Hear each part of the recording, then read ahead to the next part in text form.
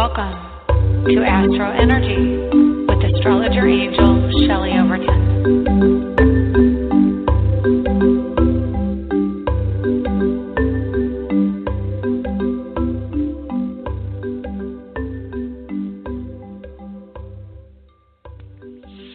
Hi, welcome to the AstroEnergy Astrology Show for October 4th, Tuesday, October 4th, 2016. My name is Shelley Overton. I'm an astrologer in Orlando, Florida, and I will be your host today for the next hour. And wow, we have so much to talk about. And I swear, every week when things like this happen, I'm like, did I mention that on the show? Did I say anything about that? Oh my gosh.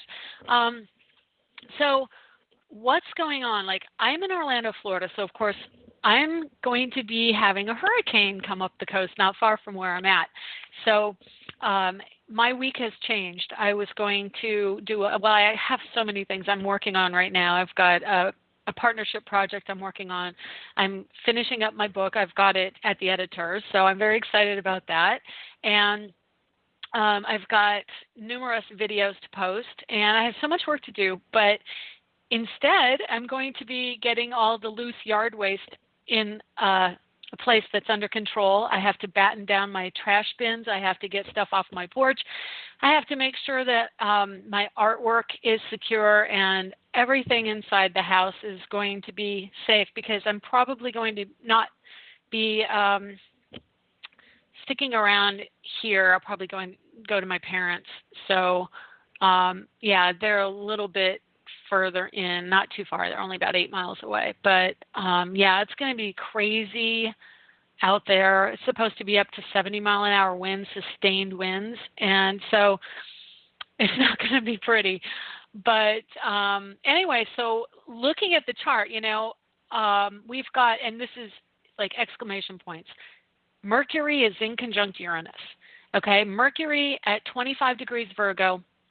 In degrees, yes, he's going direct, but he is in conjunct, which means 150 degrees away from Uranus, which is retrograde. And he was approaching the last couple days. Of course, he goes about a degree a day, so he's at 25 degrees and Uranus is at 22 degrees. Well, there were a couple different aspects going on earlier in the week where, there were two inconjuncts, and I don't have, well, actually, I may have the chart here. No, I take it back. It's over across the room, September 30th. That there were two inconjuncts going on. I can't remember what they were. I want to say, yeah, I think maybe it's still going on. Neptune at 9 degrees Pisces in conjunct to the Sun at 11, which, of course, Neptune Pisces is water. And the Sun is, energy of ego and self. So it is also the heavenly body that we pretty much revolve around. So our sense of center and self is being challenged. And but currently we've got this finger of God action going on with the moon at 21 Scorpio, and Venus is at 13. So Venus will be moving into well, actually, I shouldn't say that, because Venus could be in the finger of God, but by the time Venus gets there, Mercury will have changed signs and be outside of the cone. So it won't actually be a finger of God anymore. But Uranus is at the apex. Uranus is at the peak with the moon on one end and Mercury on the other. So definitely have that energy coming from deep inside. Of course, the moon in Scorpio, it is the hidden, and this absolutely will bring out hidden information, things that we didn't know, whether it's how people behave in the aftermath or how people behave in advance of it, what happens with what comes out during the process. So that we can look forward to, but at the same time, Uranus rules inclement weather, large-scale storms, and it does rule blackouts, and it rules internet issues, so definitely we're going to be having some of those. And I'm looking at all my candles. I have like 100-pack of tea lights. I'm going to bring that and make sure that I have lots of water and lots of light and, probably playing cards. So it's quite an intense week. And I just posted the horoscopes yesterday, so if you're interested in finding out what's going on in your particular energy, the horoscopes are up at astrologerangel.com, and they're a little bit longer this month than they were last month. So, because we have a couple different energies, not only this, but we have the full moon in Aries coming up on the 16th, and then we have that followed by Mars-Pluto conjunction, which, of course, they are both starting to apply. Well, actually, the full moon in Aries isn't applying other than the fact that the moon is waxing. So I want to give a real quick shout-out to someone in the chat room, Octarine. She is a wonderful supporter of the show, and she just put out a book. And Karen, if you can post the link or give me a little information about where people can find that, I will give you a shout out here on the show today. So hold on. Oh, yeah. Okay. So anyway, so the full moon is going to be in Aries. Oh, this is particularly important, probably more so around what's going on with there's so many things coming in.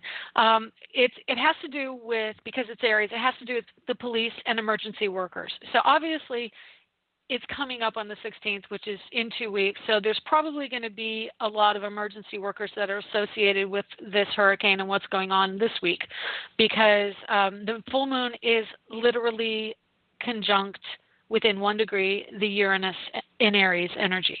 So that will be the follow-up energy, and it will be a tremendous effort towards the cleanup and helping people. And I think that will be a great public relations protocol for them that is absolutely going to be necessary coming up with the moon in Libra, so it's cooperation. And then, of course, Venus will be at 27 degrees Scorpio on the 16th. So I'll probably be talking about this again in the next week's radio show podcast, because we have Venus at 27 Scorpio, which is, again, it's endings.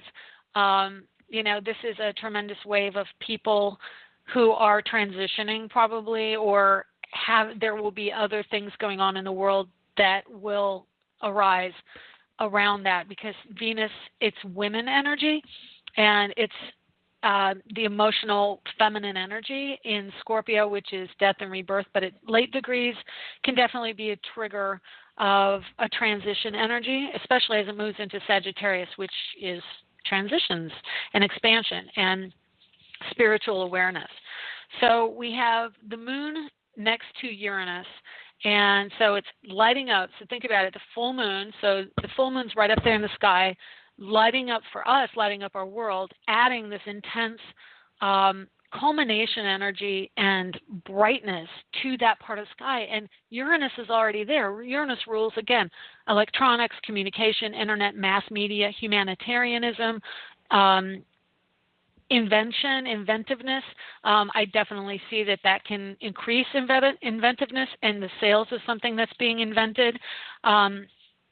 Even though there are some difficult aspects at that time, I think it is also a very strong time for putting something out in the retail market. It carries more weight then. We have a lot of cooperation going on with Jupiter, Mercury, Sun over there.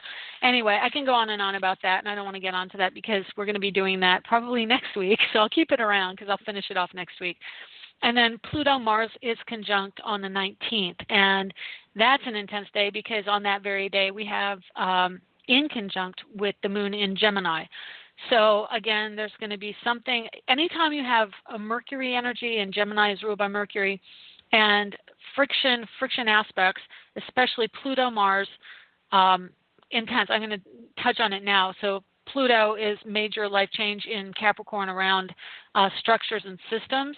And then a trigger, Mars would be a trigger planet. It's triggering that energy. And Mars is masculine energy in action.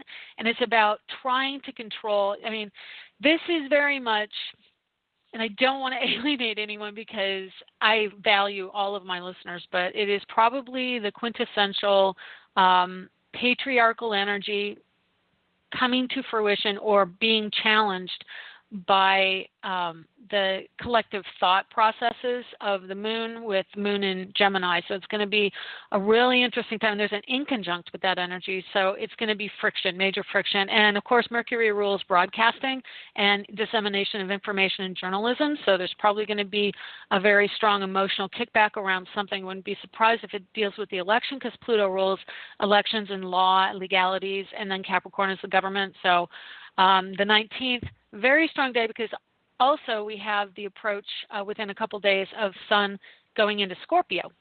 So that will be another interesting show as we come up on the later part of the month.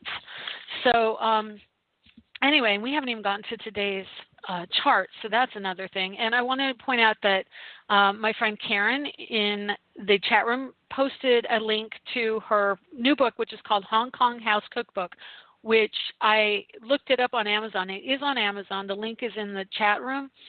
And if you're listening in archive, it is amazon.com, and then just type in Hong Kong House Cookbook. It's a beautiful cover on this thing. It's a watercolor, really pretty cover, and it has to do with the restaurant that was in, she may correct me on this, in Charlotte. I want to say, I think you're in Charlotte, right? I always get Charlotte and Charleston confused. I don't know why, but Charlotte, and whether or not it's North or South Carolina too. I think Charlotte is in North Carolina. Anyway, I'm sure, yeah, she's letting me know. So anyway, it was a restaurant that was around for an era, and it went away, but a lot of people had a wonderful memory of it, and she actually worked with the owner of the restaurant and compiled a cookbook, and I just think that's amazing. I've got chills. I'm like, that's just so fabulous. It just came out. Okay, so it was Greensboro, North Carolina. Thank you, Karen. And so go check that out if you get a chance on Amazon, because it's a lot of wonderful recipes for you. Okay, and let's go back and see what we have here going on in the sky today. So we've got Uranus, like I said, is at 22 Aries retrograde, and he is in conjunct, receding in conjunct to Mercury at 25 Virgo. We have the North Node at 12 degrees Virgo, and I'm looking at the chart in the natural state, which puts Aries on the horizon on the ascendant and Libra on the descendant, and so that puts only Mercury, North Node, and Uranus, not including any asteroids. I don't have any asteroids on this, which is ironic. I should. I probably will after my asteroid series, but there are no other bodies in between Aries and Libra, only Uranus and Mercury, which is really amazing, and then the North Node of the Moon. So, like I said before, it's electrical energy. It's all about thought processes, healing, because it's Virgo. So there's, it's like the end of a cycle around trying to understand connectedness to people and to heal and be helpful, be of service. So while it is very much a strong electrical storm energy, and I have to give you a little side note, I actually have a family member who went in for back surgery Friday, and this is kind of what can happen.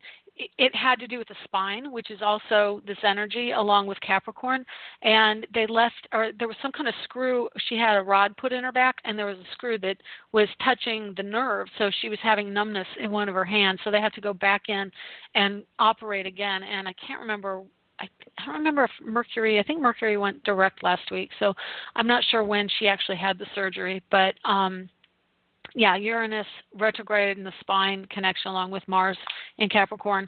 And I think it was the day Mars went from Sagittarius into Capricorn. So anyway, there is that energy. It rules the nervous system of the body. So if you're feeling more anxious or more on edge, you can feel that coming up. And then in Libra, we have Jupiter at 5 degrees Libra, and the Sun is at 11 degrees, so they're conjunct. They've been conjunct for the last few days. And so actually approaching and then direct and now receding. So the Sun is now past Jupiter, but still within 6 degrees. And that means, from our perspective, Jupiter's right over there by the Sun right now. So wherever the Sun is in the sky today, don't look at it, but you know that that's exactly where Jupiter is right now. And so it is lighting up. It's a brighter energy. It's a happier energy. It's air energy. Air is always much more, I want to say, easier assimilating, what goes on around them, so they don't get bogged down as much in the emotionalism. And that being said, we have Venus in Scorpio and the moon at 21 Scorpio today. So that is what's bogging us down, along with the inconjunct to Neptune. Neptune, they're actually trining Neptune. It's the inconjunct to Uranus. So they are one of, like I said before, the finger of God. The moon is one of the legs of the finger of God, and so it is deep emotionalism. And it's interesting that it's also going back, reliving some of the energy of Haiti. You know, when we had when they had the earthquake in Haiti. You know, there's that. They still have hovels. I was watching the news. They're still living in basically shanty towns from the earthquake that was there before, and now they have this hurricane that's a category, I think it was 3 when it went over, it might be 4, and it just breaks my heart to see people living in those conditions this far out, and we have the power to do something about it. So maybe I can look into trying to do something on a greater scale next year. I'd really like to spearhead something more. It just seems like such a ridiculous thing. But anyway, moving on to Saturn and Sagittarius, we have that sextile to the sun today. So there's a really positive energy there too. So, you know, I know a lot of times I talk about some things that are heavier and negative, and by, you know, goodness sakes, we have that for the last couple of years. We've had so much going on, you know, with Pluto squaring Uranus, and now that they're pulling apart, Pluto is still where they were exactly square, but he is not squaring directly, so he is still having an influence, but that's when we're going to really feel it from Mars coming up on Pluto. There's like this second wave of energy that has us paying attention to what it is he wants to do. And at the midsection between 0 degrees Capricorn and 0 degrees Aquarius, he's right there within a degree of the mid-range. So he was, for the first half of his journey, churning up the energy of what we need to see. What do we need to see in our society? What do we need to see about bullying? What do we need to see about the structure of government and taxation and things like that? They're all coming out for the first half. And the second half is more a resolution time where he's moving on to different energy. So he's coming up, actually he's currently in the Taurus decant of that particular energy, which is finances and financial matters. So we're going to be feeling something probably coming up around that, closer to the 19th, especially when the sun goes into an air sign. We always tend to have, I think, more stock market issues when we have planets move into air signs, and when there are clusters of planets like Jupiter and Sun, and then soon to be Mercury going into Libra, you know, that triggers more financial stuff. And we've had Wells Fargo, so many things this week. Wells Fargo issues coming up, the hurricane, the derailment of the train, which again, Mercury, transportation, Saturn and Sagittarius, and there was, what was that, 2 weeks ago, Mercury was exactly square, I think, to Saturn and Sagittarius. I don't know if anything happened then. And then I am not a fan of Kim Kardashian, though I have watched Keeping Up with the Kardashians. Her whole thing yesterday when she got robbed in her hotel room in Paris, I looked at her chart. I did a whole thing. I pulled up a bunch of charts on her yesterday to see what was going on, and she has some transits.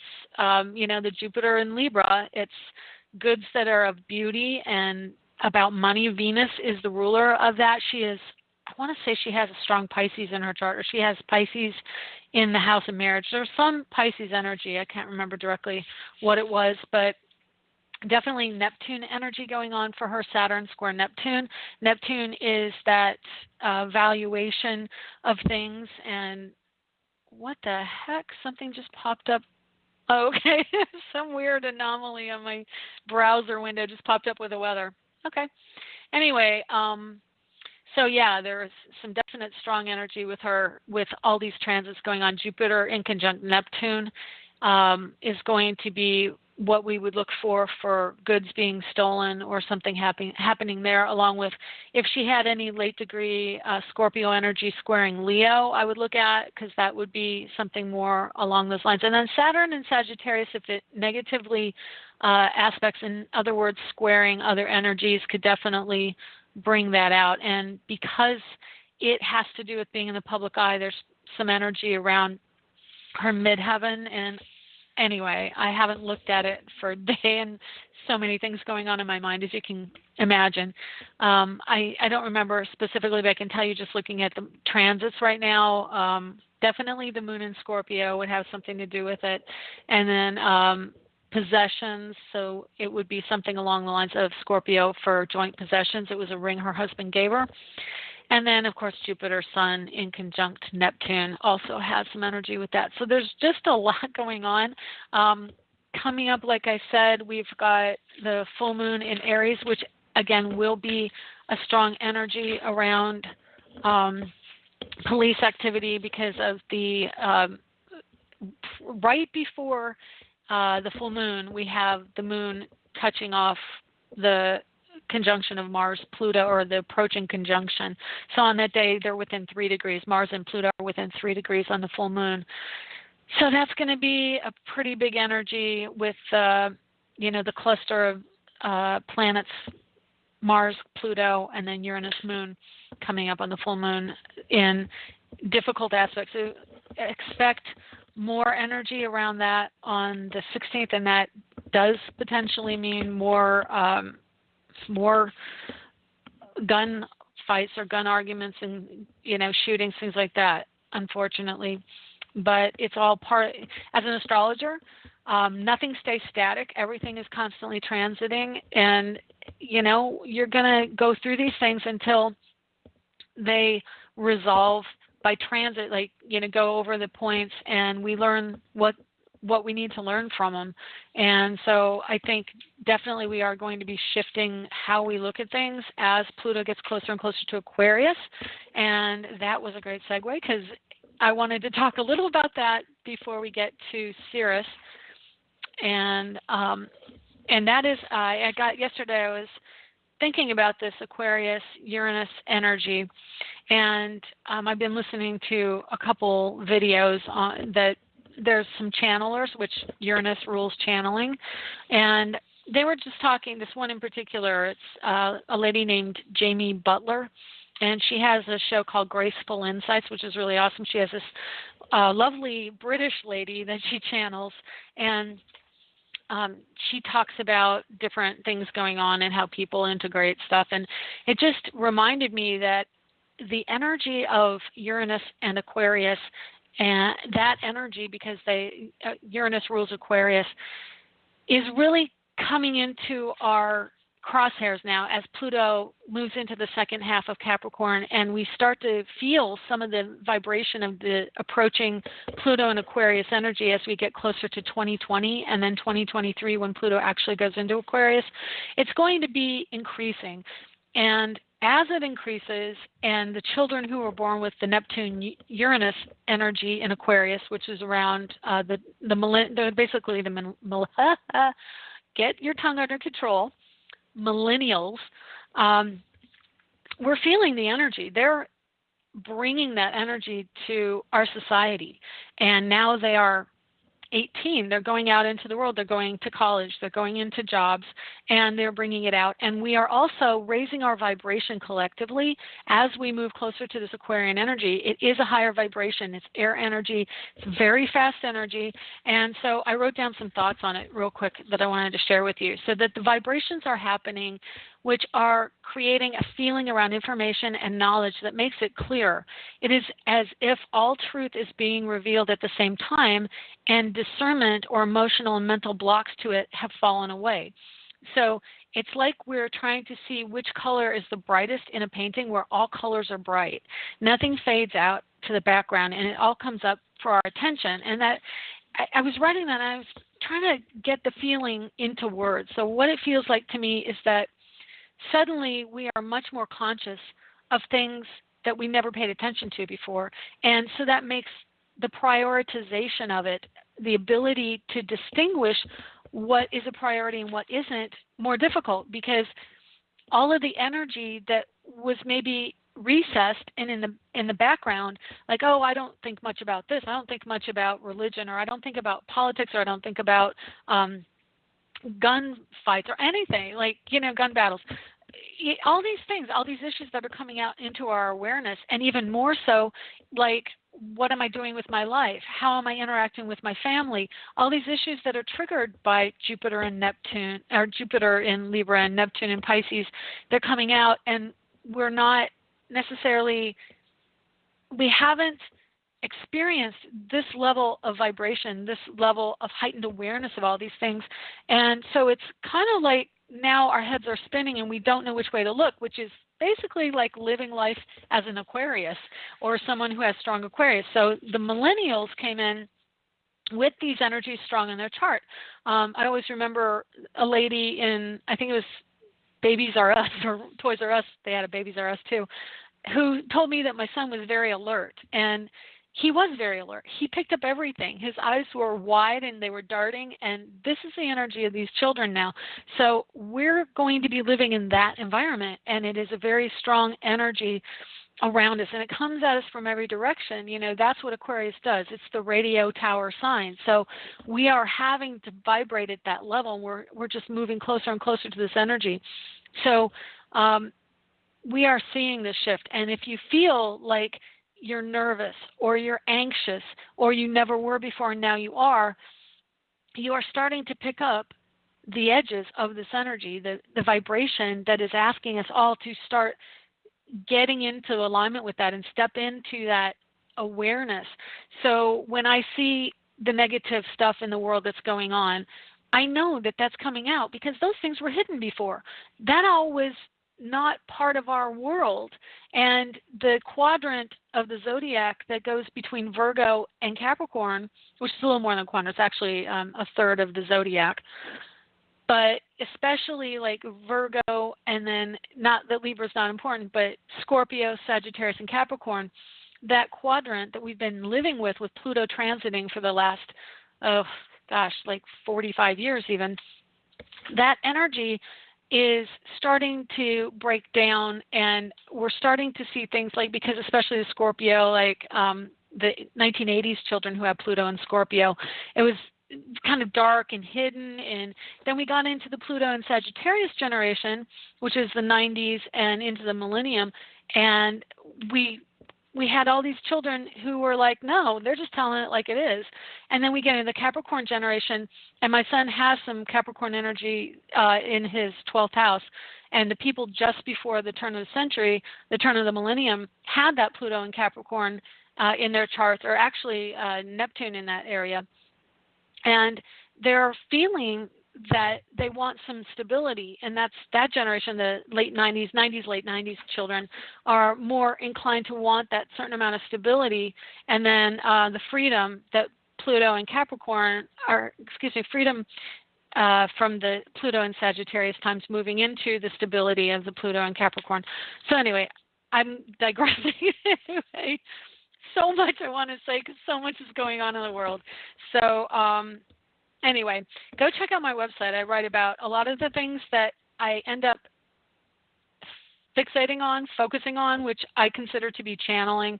I get like a download of information and understanding of what goes on astrologically. And sometimes when it's too overwhelming for me to even, like I can't get it out in the means I normally do, like on my radio show or on my horoscopes or anything like that, posting on Facebook, I will do a blog about it, and I post that up on my website, astrologerangel.com. So if you are interested, please stop by there. Okay, now I've got probably 5 more minutes to talk about Ceres, and then we're going to take a quick break and get some calls in, which is really fun for me to do. So Ceres is amazing. Every week I'm doing the research on Wikipedia and other websites around the web that help me understand what the mythology is. And I never took mythology or anything like that in high school or college. So I'm very excited to learn about this because it's like opening a whole new realm for me.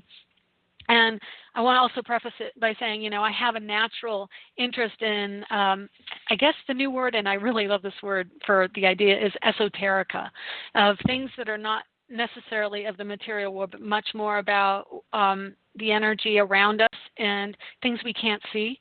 And so studying mythology really just fascinates me, because I also have a fascination with where we came from. Like, how did we get to this point in time, and what happened before that, and what was life on Earth like 20,000 years ago? I don't totally believe that we were not around. I know we were around, but what was going on, and how did we interact with potentially other worlds, other energies?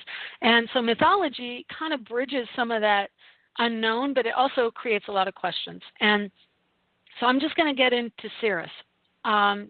Ceres is the name of this asteroid. And to give you some background on the asteroid, actually it was considered to be a dwarf planet. And it was, let's see, I'll just read what I've got here. It lies between Mars and Jupiter in orbit. It's the largest object in the asteroid belt between Mars and Jupiter. It's the biggest of the quote-unquote minor planets within the orbit of Neptune, and it is the only orbiting body or entity within Neptune's orbit, which I found really interesting. It's composed of rock and ice. Now, if I'm wrong about that, that's how I interpreted it. So if somebody disagrees with me, just let me know. It was the first asteroid discovered on January 1st, 1801 by Giuseppe Piazzi.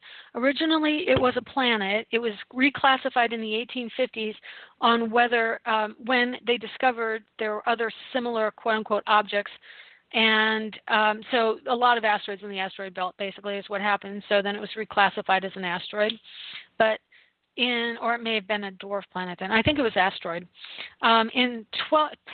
Get my mouth on again. In 2015, NASA released a color photo of Ceres. And let me see. Okay, I think that's all I have for the actual materiality of the body. Now, the mythology and ergo archetype that is associated with Ceres is, in ancient Rome, Ceres was a goddess of agriculture, grain crops like wheat, and fertility, motherly relationships. The name comes from the Latin Ceres, pronounced K-E-R-E-S, but it is spelled Ceres. And then she was a part of the Aventine Triad circa 493 BC. And she was ruled over the plebeians, which is a group of people set apart from the patricians. So if you think about patrician, I don't know how much you know about patrician or the idea of patrician, but it's more, a higher class, more elitist kind of group of people in Rome, the upper class of Rome.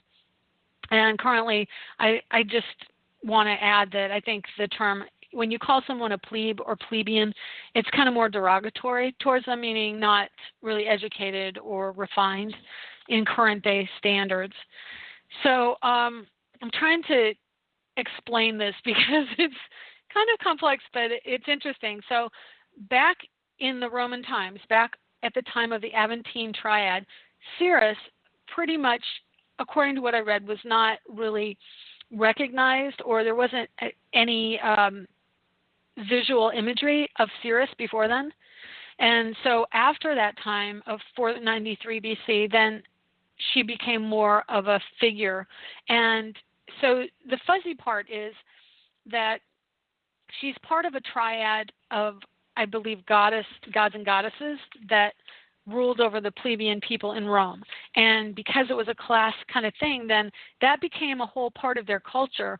And they would have these triads, which were groups of, I'm assuming, mythological entities or gods and goddesses that they used as symbolizing different parts of their society. And so she was attributed to fertility and agriculture and crops. But so the triad actually had a temple, and it was the temple of Ceres. And so that was a place where they had a priesthood, and there was worship, and they would worship in the temple. And then the triad included Liber and Libra, which were according to Greek mythology, were her children. So it was the three of them who ruled over this group of people in Rome, and Liber was considered the patriarch deity of the plebes who ruled over free speech and rights, and he was considered the quote-unquote free father, meaning it was about freedom of speech and rights. And then Libra was the female equivalent of that, and she was, like I said, considered Ceres' daughter. So then I've got a little bit more here, and then I can move on and take a break and take calls.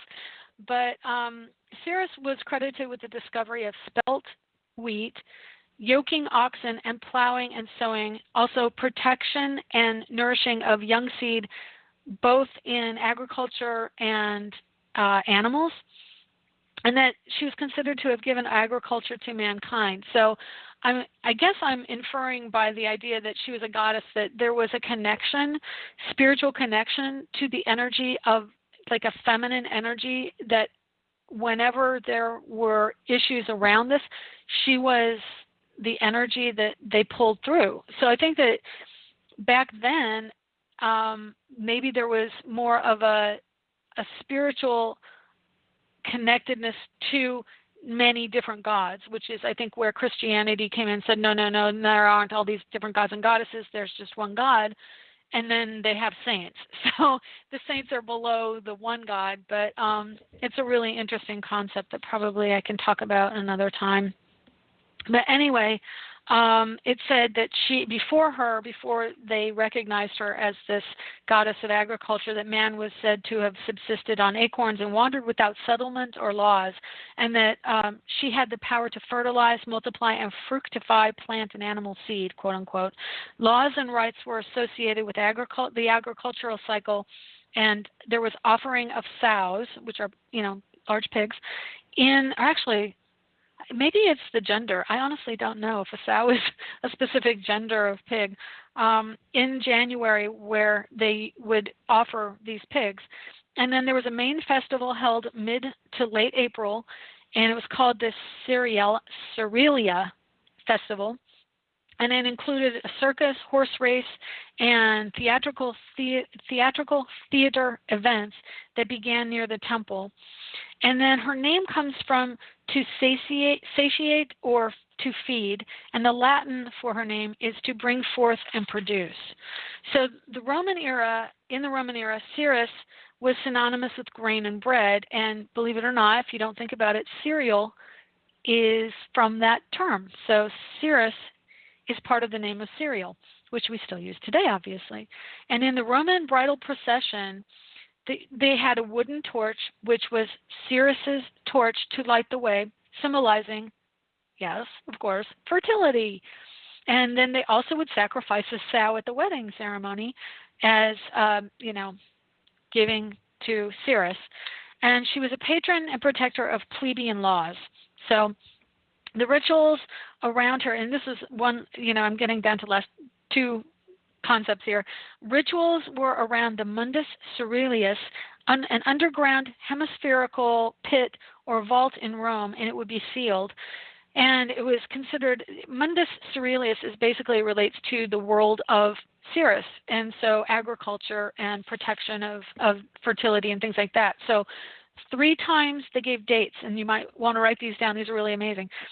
3 dates that they would unseal this vault, and one was August 24th, another was October 5th, which is tomorrow, and the third was November 8th. And they would make offerings to the agricultural deities and spirits of the dead, which had, quote unquote, temporary leave from the underworld to roam with the living, as Ceres was the guardian of the fruitful earth and underworld portals, which I found really interesting. So she has a connection to kind of what is now thought of in America as Dia de los Muertos, or Day of the Dead, which is November 1st. So that same time, there was also imagery associated with it. So the asteroid Ceres is kind of multi-level, but mostly around agriculture and of animals, fertility of the land, and grains and fruits of the land. So that is the symbology. And Ceres, the symbol, looks kind of like the letter C. Now I'm going to have to, I wrote it down, but I think it's like a backward C. Can't remember. Is it backwards or forward? I'll look at it real quick here. But it's like a C that comes down like a sickle. So it kind of comes down and then has a cross at the bottom, like the symbol for Mercury has a little hash across the bottom. Yeah, it's backwards. Okay, so it's a backward C that comes down with a little hash across the bottom. That is the symbol for Ceres. So whenever you see Ceres in a chart, like right now, Ceres is at 1 degree Taurus retrograde. So it is about fertility. This is an extremely fertile time for people, being in Taurus, and it's fertility of finances as well. So, and it can be, possessions, money and possessions, which, it's kind of what is going on here and there, especially in, I would say, Kim Kardashian's world, right? So anyway, that's Ceres. Interesting. Cereal and bread. I will think about that for a while. So I'm going to take a quick break, get something to drink so I have the ability to talk without losing my voice here, and then we will be back and take calls. And the number, if you'd like to call, is 347-994-3365. And if you want me to answer your phone call, push the number 1, and that way I know you have a question, and we'll take calls after the break.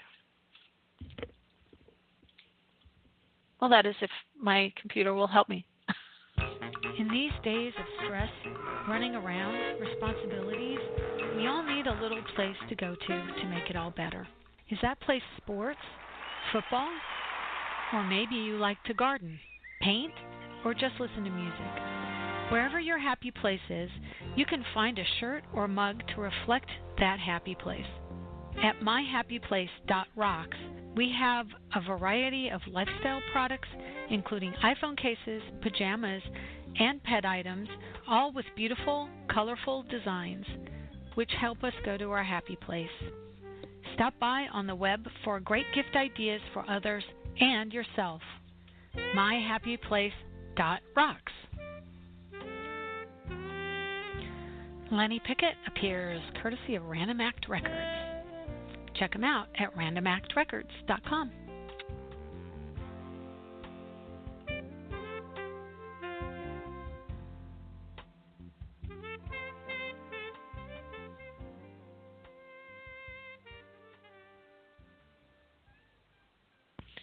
Okay, welcome back. You are listening to the AstroEnergy show on Blog Talk Radio, and my name is Shelley Overton. I am an astrologer in Orlando, Florida, and I am hunkering down. So if you ever watch, Jim, I can't remember his last name, but Jim, I don't remember it. He was on the Weather Channel. Every time there's a hurricane, Jim's out there telling you to hunker down with his baseball hat on. Back when we had the last ones that I actually had to watch out for, which were Francis and Charlie, way back in the early 2000s. So 2003, I think it was, when we first moved here. We had just gotten here, and then we had 2 hurricanes right after. Anyway, okay, we're going to take calls. So let's take our first call. Hi, 770. How are you? Hi, Shelley. Wow. Hi. I'm good. Good. I clicked on and I say, wow, I probably so far down the line that I won't, No. This time is an odd time for people because in the West Coast it's like 8 a.m. and it's a time that works for my schedule, so I do it. But I don't get as many people calling in at this time of day, so I appreciate it that you do call. So this is Pam. Okay. Well, I just want to know what do you see in the charts for me. What's going on? Okay, tell me who you are again, because I have a few different with your area. Maddie. Maddie, okay, great, thanks. I'll actually attach a little bit more of your information so I can find you next time better. That'll be better. Okay. So you want to know what's going on? Yes. Mhm. Okay, give me 1 second here to call up the charts. I actually have a little extra time. We have a couple other people in line, but they didn't raise their hand, so I can't call on them. If anybody else wants to get a reading, be sure to hit 1 so I know you want to talk. So we've got about 15 minutes, so unless someone else calls in. So you've got a lot of good time to discuss what's going on. Is there something in particular or just a general reading? I'm going to do a general because if I go with one thing, then I would say, oh, I should have asked the other thing. Oh, okay. All right. Well, you're a Capricorn, and you have a Leo rising. And so let's see what we've got. You've got some, well, interesting. Vesta, off the bat, Vesta at 25 Cancer transiting your 12th house tells me there may be an issue with someone, maybe an older woman or someone who's kind of giving you a difficult time, or maybe you're reacting in a negative way and you're not really sure. They may not be doing it. It seems to me there may be somebody who's working behind the scenes, bad-mouthing you, and you might not even be aware of it. Does that make any sense? You said I got 25, you said 20, something about 25 Vesta. Cancer? Yeah, Pardon? Vesta is at 25 degrees Cancer. So Vesta is, You said Vesta? we went over Vesta, Vesta, it's an asteroid. And anyway, she represents women and keepers of the information. And a lot of times I've found that it can be an energy of someone who's a little bit more stern or strict, or not necessarily working on your behalf. They can be a little bit of a thorn. So anyway, that energy is in your 12th house. So that could be something going on, or you might even, it could be like the energy of you trying to express a certain information to people, nurturing, and it's not being received well. So, because it's in the sign of Cancer in your 12th, and so that is also like the nurturing energy. In the 12th house, yes. Mm-hmm. Mm-hmm. Yeah. Oh, well, I did speak with a friend last night, and she was like, I said, where is this negative coming from? You never had any problems? I said, no, I never had any problems. And you never had any break-ins? I said, no. What would you do if your rent just go up, up, up? And I say, well, I know how to move out. Good for you. And just she was just questioning me like it was part of her unhappiness. Well, and that's true because it is part of her world. So, and it's interesting. Like the other thing that you have that I find interesting is Pluto and Leo. And, generationally, there is this energy of having an authority over something, because Leo is like an authority or a leader. And so you may have that energy around you that there's like someone who the world that they live in is fearful. That generation, the Pluto and Leo generation, which is your generation, but other people, it's almost like, because if you think back in the 50s when you were growing up, that energy around the Cold War and having to, hide under your desk and always having the potential of the bomb, and then the Cuban Missile Crisis in the early 60s, is like a lot of things are fearful to that generation, and they don't always feel safe right now.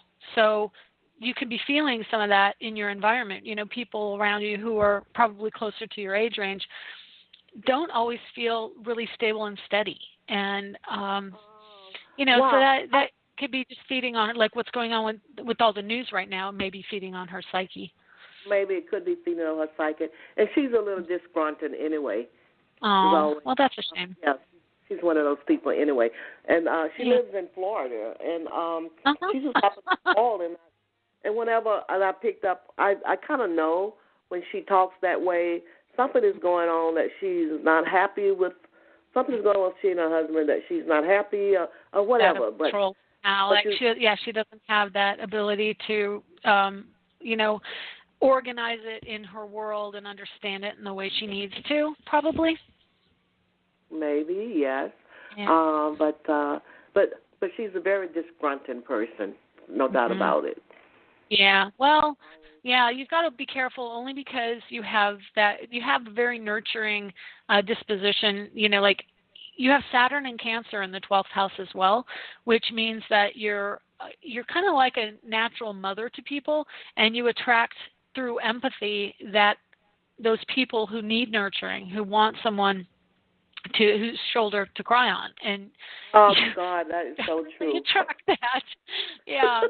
So, but right now, interestingly, you have, the Mars in Capricorn and Pluto in Capricorn are opposite your Saturn, but you naturally have the Capricorn energy in your chart. You're in a Mars return. Mars is at 1 degree Capricorn for you, so it's right there within 3 degrees of your natal Mars, which means that the natural ability to take control of situations and help people in need is being triggered for you. And then Pluto, which is at 14 Capricorn, is right on your sun within 3. You have a 17-degree Capricorn sun. So this is going to be a huge, huge month for you because Pluto is on your sun, you're in a Mars return, and they're joining each other, and it's really changing how you see yourself, how you see yourself with other people. And I think, like I've said many times, Pluto is trying to shift your awareness from I have to take care of the world, I am the responsible party for everybody, to I have to take care of me, and if I take care of me, the world will take care of itself, and I have to, and it's true. Because I like that.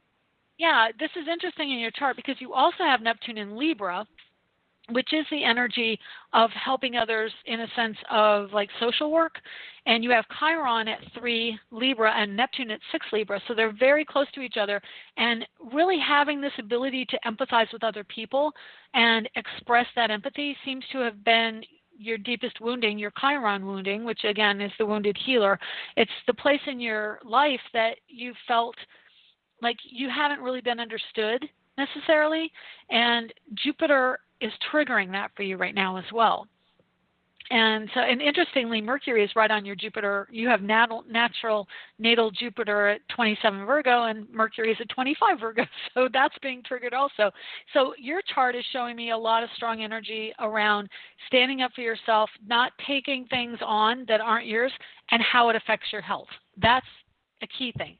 It has affected your health on some level.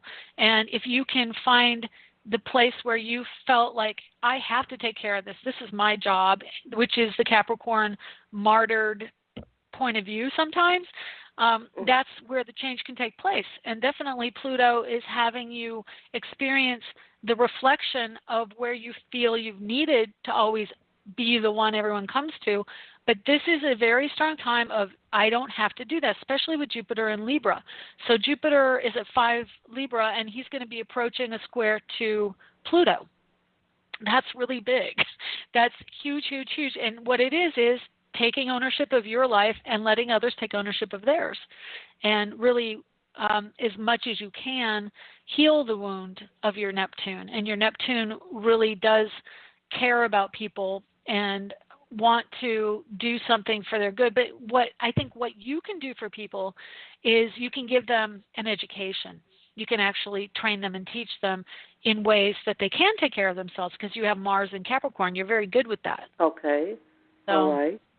So and Uranus, okay. Yeah, Uranus at your midheaven is about creating autonomy within a career. And so if you're retiring or thinking of retiring, that's also what that is. So, okay. Yeah, you've got really strong energy around a shift and change in autonomy and sense of self around career.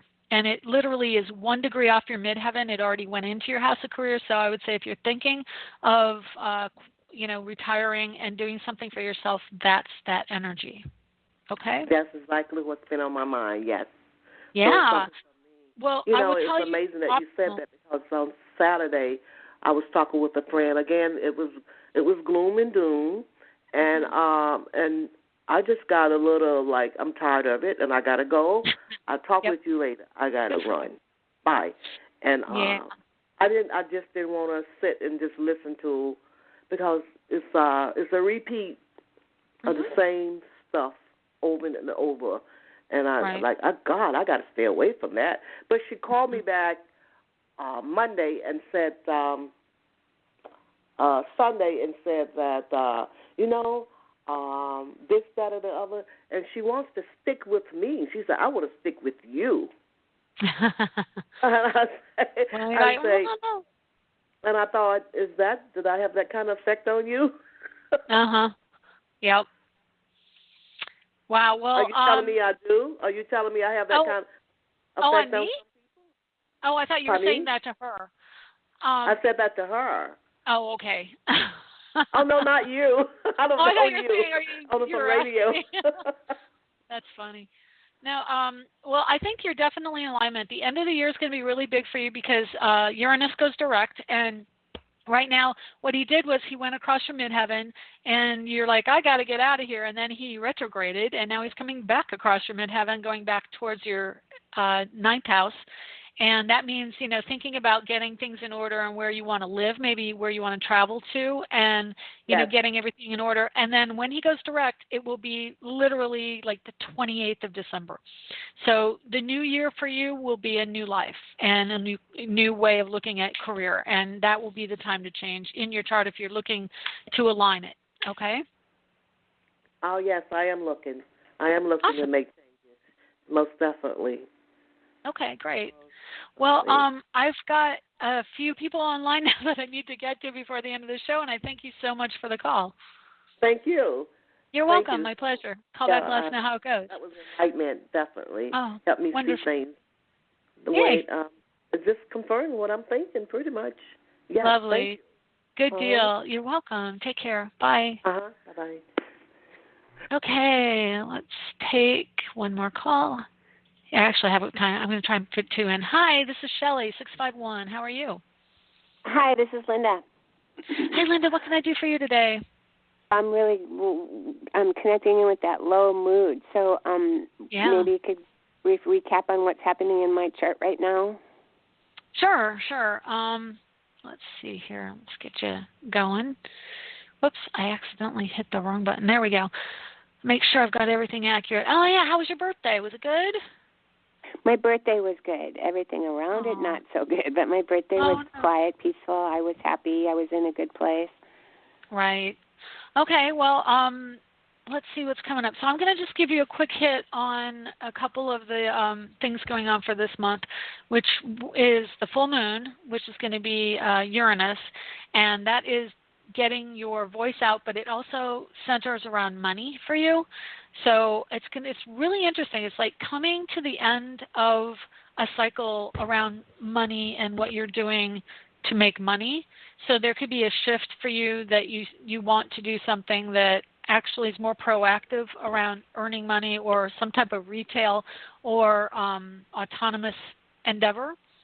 Have you thought about anything like that?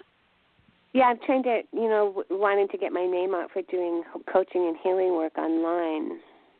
Well, good. That's because I live on Social Security disability, so I'm really looking for, I have a Facebook fan page and looking to do, start doing some, free group healing calls and hoping to get some clients to work with from that.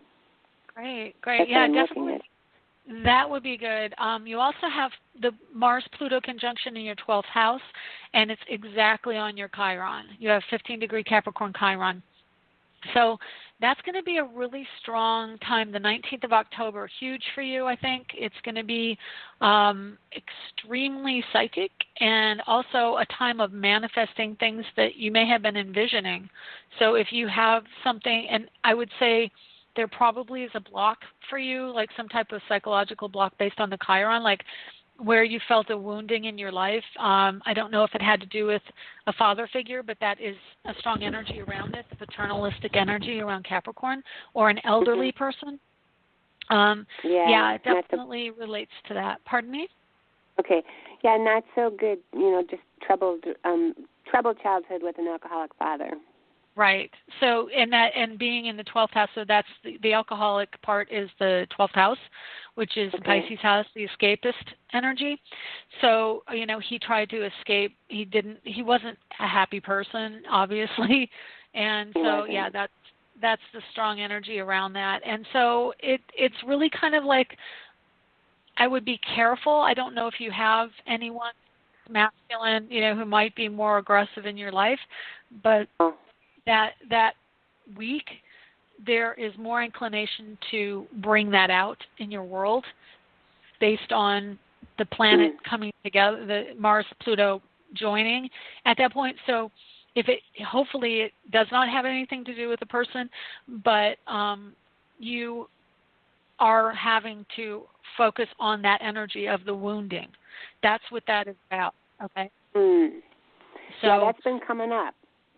Okay. Well, it's kind of hitting a peak when Mars joins Pluto on the 19th of this month. Okay, so that's good to know. I mean, I do have a male friend that can be a little aggressive at times if he disagrees with me. Okay, well, definitely that is a reflection of the energy, the karma from around your father, and keeping in mind that Capricorn is the karmic taskmaster of the zodiac. So I would just be really cautious and maybe not be alone with him around that week. Yep. Okay? Yeah. He's not, he's not physically aggressive. He just screams when he disagrees with me, which shuts me right down. It's still verbal abuse. So It is, totally, which is what I got from my dad. Right. So, anyway. I open things up. So money and career should open up for me. I think once Uranus goes direct at the end of the year, again, like I told the last caller, it's going right on the cusp of your house between money and communications. And also writing a book could be a potential for you next year when Uranus goes into your house of communication in Aries. It's about selling something, selling your words, selling journals, selling writing, selling a broadcast, something along those lines. Getting your voice out there. Okay? That has been my greatest challenge, is speaking my voice and my truth. Right. And I understand that, but you can do it. And I would highly encourage you to find a way to do that because it's in your chart and the universe wants you to do it. And you have a lot of ideas, a lot of information, okay? I do. Thank you. You're welcome. Have My a great pleasure. day. Good talking to you again. Go you down. Too. Take care. Safe. Okay. Bye. Wow. All right, I'm going to try and get one last call in, 415. Hi, 415. How are you? Hi.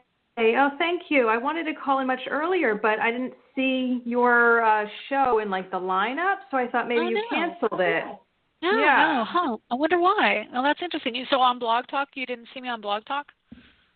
No, I have to search for your name directly, and then I saw, she actually is on today. Yeah, that's strange. I even promoted it to Blog Talk. Huh, interesting. Well, I don't know what's going on with that. It's Mercury in conjunct Uranus, probably. So, are you Emily? No, this is Emily? Jessica. Jessica. Okay, great. Okay, let me I should see. be in your thing, 7/16/77. Yeah, are you July 16th? Are you July 16th? Okay, great. So, I've got you here. So, awesome. Anyway, so what can I do for you? Can you please tell me about health? I've never called for an astrology health thing, and so just in general, and also I think I'm going through a detox now, so that's why I thought I'd call. Okay, sure. You've got Neptune, which would be any kind of toxins and stuff would be Neptune in Sagittarius, and you've got Saturn exactly on it. So that completely aligns with what you're saying, Neptune in Sagittarius in the 11th house, and that can be also detoxing from friendships and people who don't support your path in life. And Saturn is wanting you to look at what your ideal situation is for where you're living. I mean, if you want to travel or if you want to move, that is kind of like a heads up. And Uranus next year, actually, let me double check that, because Uranus, when it hits 0 degrees Taurus, is going to be a huge shift for you, and you are going to be moving when that makes a direct hit, and that's coming up for you in 2019, around March of 2019. So that's still about 2 years away. He's just going to hover there around your south node. Health-wise, Jupiter in Gemini is respiratory issues. Do you have asthma or anything that relates to respiratory issues? I don't think so. I'm really sensitive. I actually did just move into a new apartment, and it smelled bad because they were doing these different treatments to the floor, to the bathroom, and I couldn't live in it for a couple of weeks because it smelled so bad. Oh my, that's not good. Well, currently, interestingly too, so I look at the 6th house, which is the house of health, and then also Mercury energy in your chart. You have Mercury in Leo, which can be heart issues, but it's in the house of marriage and partnership. So, it's more like probably closer related to not getting desires met, or more like, there isn't anything that specifically says, yes, I see some problem with health. Do you want to tell me the area you're more concerned with, and I can look at, just in an effort to wrap up in a timely manner, I want to cut to the heart of it. That. Thank you. About a week ago, I noticed this sort of like a lump in the front of my neck. Like I'm going to meet with a naturopath, but it was right around the time that I noticed a lot of anger and sadness has been coming up. It had to do with like me speaking up about things maybe, and that's what I thought maybe it's like a detox of like the past things that I healed through. So I don't know. I wasn't sure if it was like a lymph or thyroid. I've even been Googling some cancer stuff. Like it's just been a little bit scary. Okay. Well, as far as your chart's concerned, you have Venus in Gemini, so you're talking throat, and throat is for you interesting. Ooh, so you have Mars at 29 degrees Taurus, which rules the throat. Taurus is the throat. You also have Chiron at 5 degrees Taurus, but that's in your house of home and family. So when you talk about throat issues, I would look at where Taurus is in your chart, because that, like I said, is the ruler of your throat. Also Venus, and Venus right now is at 13 degrees Scorpio, and she just went opposite your Chiron. So right now she's wanting you to pay attention to how you are in the public eye and what you have to say within the paradigm of things that were hidden, that are secrets that are now coming out. You have the throat issues are probably woundings from family, woundings from the nurturing side of things, like maybe things were more materialistic and you didn't feel as much nurturing because it all kind of came down to, value around money and not necessarily value who you were as a person. Yeah, so that's true. Look into that. And then taking action on it, because Mars at 29 Taurus in your house of creativity is telling me that you came in wanting to explore ideas around having your voice heard, but usually the Capricorn, my brain isn't working, Gemini energy is the expression. And so your Venus, which again is Taurus's ruler, is in Gemini. So to me, it's a creative energy. It's about creativity, and it's also about your wounding and not being able to express who you truly were in your family unit. And then, coming to the end, wrapping up old stories around the materiality of things. So like, you can't earn a living doing something creative because, you have to earn money first.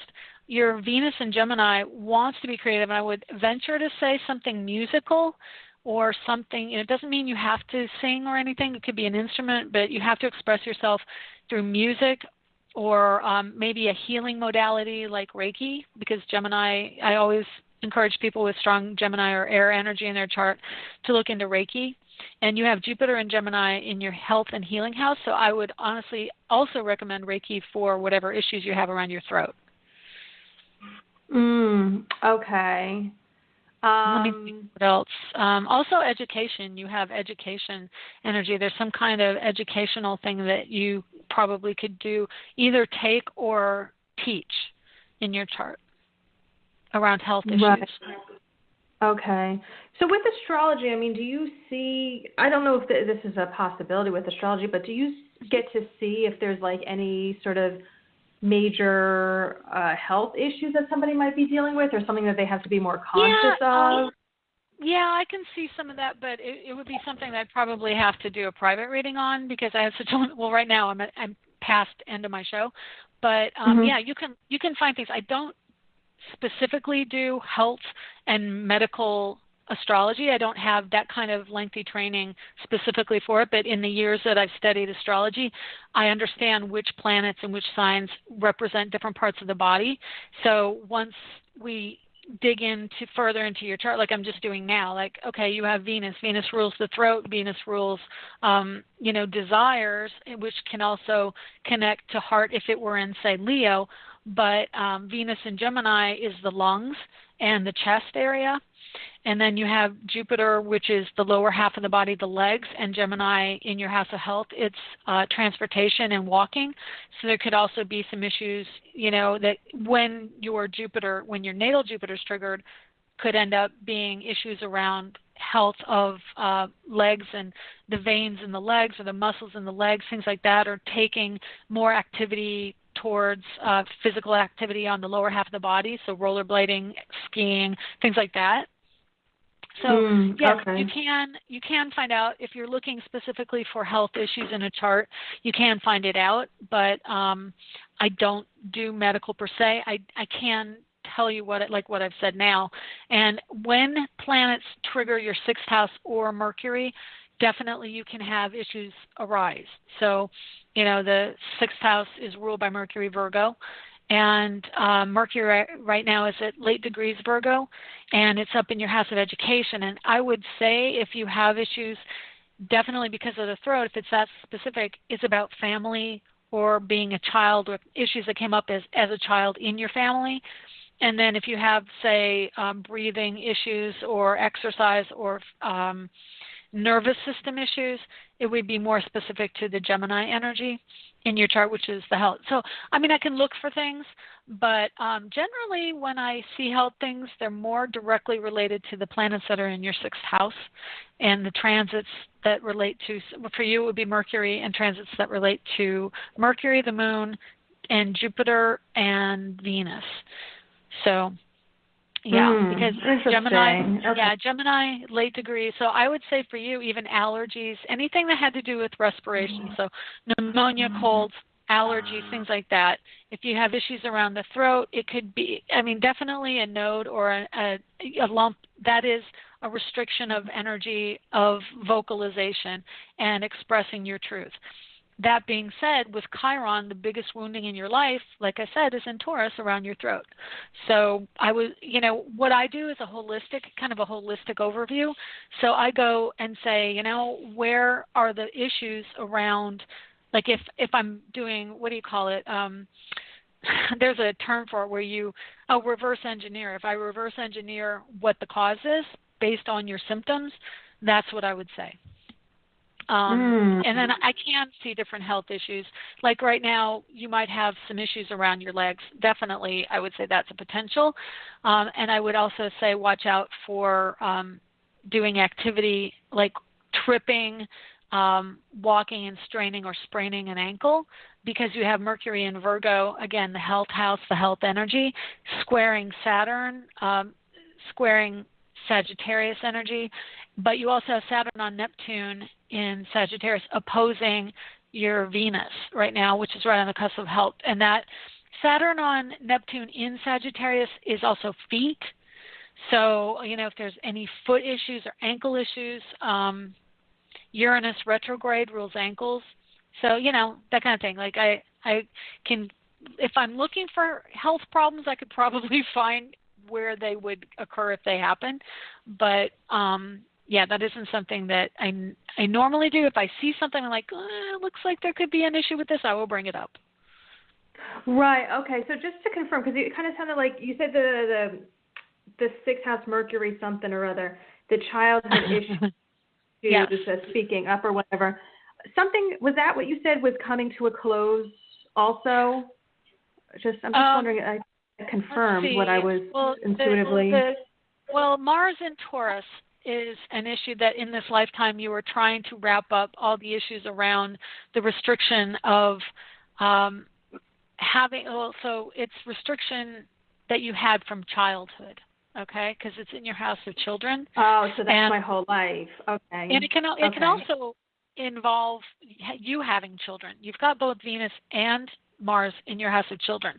And so you have a childlike quality about you. Gemini is always very bright and childlike. There's like an impish energy around Gemini.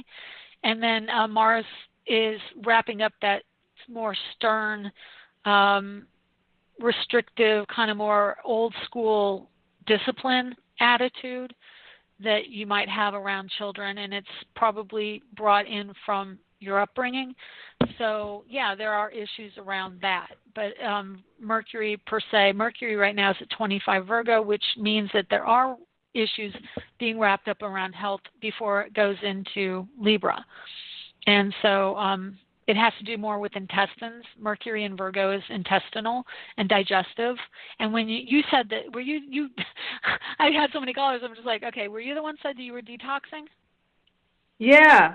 That's what I would been. I just started. Yeah. I thought that. Yeah. Yeah. That would be Mercury and Virgo in your ninth house, and that also relates to Saturn and Sag on your natal Neptune and Sag, because they're all Sagittarius energies. So definitely Mercury in your house, in your ninth house, is trying to have you be healthier. And I would honestly recommend you walk as well if you can. Walk or run. Yeah, I do a lot of walking actually. I kind of step it up. So when is that getting out of the ninth house? That's my last question. When is it? When is that going into Libra and getting into the ninth house? Well, it's not going to get out of the ninth house going into Libra because it just got in the ninth house. It's actually going to get out of the ninth house when it goes into Scorpio, which is about a month. Let me think. Yeah, it's just over a month away. So let me find out for sure here. It goes in. Actually, not even. Oh, it's going really fast. So it goes in the 25th of October. So around the 25th, then your energy and thoughts will be centered more on work and career. Oh, you see. I want to get back to that. Okay. Okay. Well, that's when it is. So it's like a short transit. Yeah. Okay. Okay. That's wonderful. Thank you. Thanks for taking my call and helping me with this. I appreciate it. If you want to know any more, just call me privately or, go to my website, Astrologer Angel. Okay. Okay. Take care. Will do. Thank you. Bye-bye. And that is the end of the show. I just want to give a shout out to Maureen. Hi, Maureen. I'll talk to you. Maybe I can call you after the show. Anyway, that's all. This is Shelley Overton, and you're listening to the AstroEnergy Show on Blog Talk Radio.